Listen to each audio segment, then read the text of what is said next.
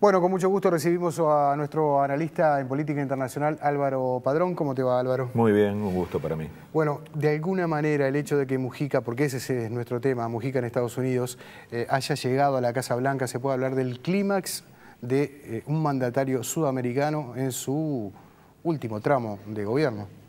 Sin duda, creo que más allá de una especie de saturación de información que tenemos hoy en Uruguay sobre esto y yo creo que 1000 anécdotas, ¿no? Sí, Habría que pensar qué cosas van a durar mucho tiempo y de repente 4 años más adelante de qué nos vamos a acordar de esta entrevista, y yo creo que es el punto más alto de la gestión de política internacional de Mujica, no necesariamente por los resultados prácticos, sino por lo que significa desde el punto de vista simbólico y lo que representa para un presidente tan particular como Mujica, que es un exguerrillero, que luchó con la consigna antiimperialista, contemporáneo del Che Guevara y de Fidel, reunirse con el presidente de Estados Unidos y que además ninguno de los dos tenga problemas, porque ni la izquierda cuestiona a Mujica, que podría haber sido perfectamente un clima no solo nacional, sino internacional, regional, de una entrevista en donde claramente además se manifestaron mucho respeto. Ni tampoco sectores conservadores cuestionan a Obama, que en Estados Unidos es muy común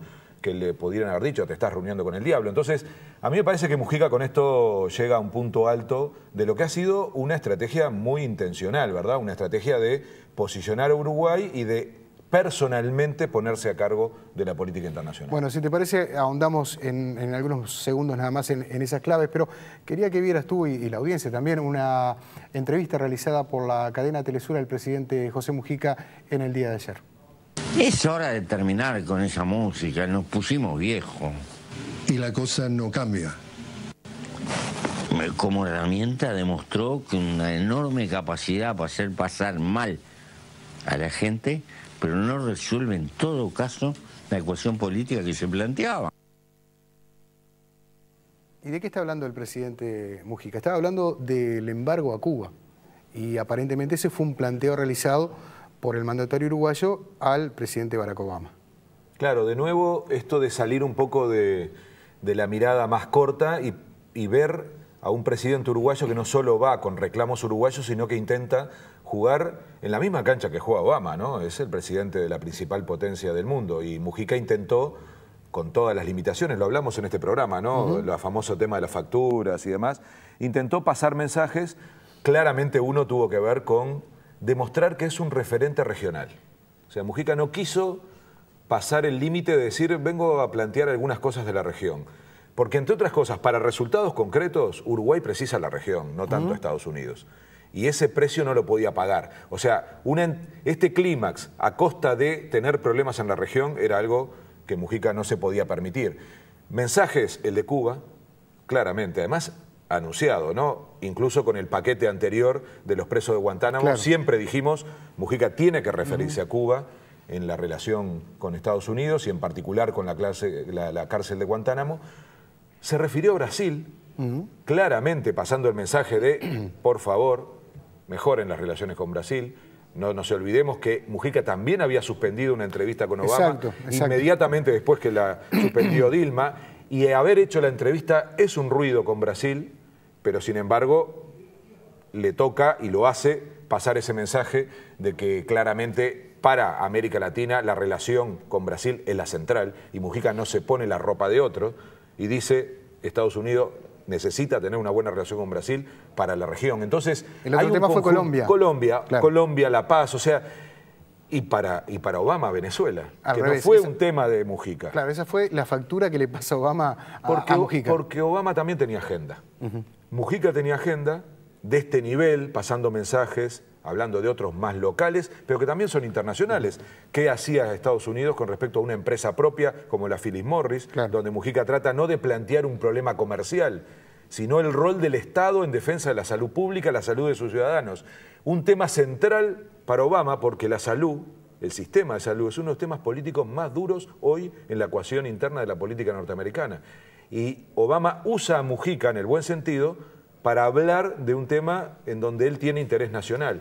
Y claramente en la agenda internacional no le iba a poner a hablar de Mujica de otros lugares, sino de la región, y le coloca el tema de Venezuela, ubicando a Mujica como un hombre capaz, un líder capaz de ser escuchado en Venezuela, de parte del gobierno chavista, ¿no? Entonces, Ahí se repartieron papelitos. Lo digo esto porque alguien puede pensar, bueno, Obama cumplió con otra rutina de tener una reunión, que las tiene muchas. En este caso no lo hizo, repito, por un interés en términos comerciales, tampoco del todo Uruguay, aunque puso también temas concretos, ¿no? Y creo que se repartieron avisos, muchos de los cuales son de muy dudosa resolución, ¿no? Yo creo que rápidamente vamos a ir viendo, ya vimos señales diciendo, bueno, gracias por el aviso, pero no te metas en esto, o no puedo. No es un tema regional. Claro, bueno, Obama mandó a Mujica a hablar con la oposición. Claro. Mujica podría haber hecho lo mismo, bueno, más de una vez, ¿no? Como diciendo, bueno, hacete cargo de que en mi país o en mi región también hay gente con la que vos tenés mucho diálogo y convencelos a ellos. Obama le dijo, sobre estos temas necesito un respaldo que no tengo en el Parlamento y sería bueno que usted en estos días se dedique a hablar con los republicanos para convencerlos de eso, que yo también estoy de acuerdo. Dos presidentes de alguna manera impensados hace no mucho tiempo en el poder, llegan y se juntan en la Casa Blanca. ¿Qué mensaje se dejan ambos? Digo impensados porque, bueno, estamos hablando de un presidente negro en Estados Unidos, estamos hablando de un guerrillero en el gobierno uruguayo, un hombre con la trayectoria que ha tenido Mujica, con los antecedentes de la historia que ha tenido Mujica. Para muchos es como una cosa muy extraña. Sí, y es lo que además hace que esto sea una noticia internacional. Porque aquí en Uruguay es obvio que lo tenemos como una noticia. Ahora, ¿por qué es tan noticia internacional? Obama siempre es noticia internacional, pero Uruguay no. El encuentro de ambos, esto que tú decías, ¿no? La particularidad de los dos personajes. Yo creo que dan una señal de tolerancia, de reconocimiento de diversidades, de antagonismos incluso. Mujica siempre fue un político con un discurso antiimperialista y estaba reunido con el imperio. Entonces, eso es una señal de tolerancia, de respeto, de cierta complicidad que la vamos a ver en el tiempo. O sea, hubo un clima de complicidad, de que podían tener agenda en común, de que se podían ayudar. Yo creo que además Obama necesitaba un gesto de un líder de izquierda de América Latina y no tiene muchos para recurrir. O sea, de alguna manera Obama se legitima en un diálogo que a él le resulta muy complejo, que es que en su propio territorio, el de su continente, encuentre una legitimidad de un líder de izquierda, indiscutido, muy reconocido por el resto de los líderes de izquierda, y Mujica necesitaba, mucho más que Obama, también de ese reconocimiento, de un líder internacional que acepta escuchar de un líder de América Latina, de un país muy pequeño, este tipo de mensajes que, repito, no son los tradicionales, los de una negociación país-país.